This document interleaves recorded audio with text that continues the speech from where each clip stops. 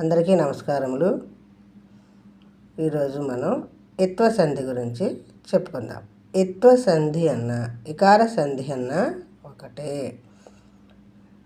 ఇత్తు అంటే రస్వాచ్చు ఈ. ఏం యాదులు అంటే ఏమి, ఏది, ఏవి, ఇది, ఇవి, అది, అవి, మరి, కి. సూత్రం ఏమ్యాదులందలి ఇత్తునకు సంధి వైకల్పికము. ఉదాహరణ చూడండి. ఇక్కడ మనం ఏమ్యాదులు అంటే చెప్పుకున్నాం, ఇత్తు అంటే చెప్పుకున్నాం. సంధి తెలుసు మనకి. పూర్వపదం పరపదం 2 పదాలు ఉంటాయి సంధిలో. వైకల్పికం అంటే ఒకసారి సంధి జరగటం, ఒకసారి సంధి జరగకపోవడం. దీన్ని మనం వైకల్పికం అంటారు. ఉదాహరణ చూడండి. ఏమి ప్లస్ అంటివి ఏమంటివి. ఏమి ప్లస్ అంటివి ఏమి అంటివి. ఇది ప్లస్ ఏమిటి ఇది ఏమిటి.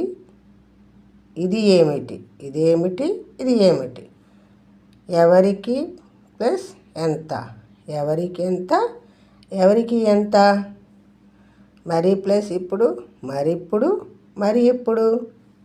అది ప్లస్ అంత అదెంత అది ఎంత. ఈ విధంగా మనం ఇత్వ సంధిని గుర్తించాలి.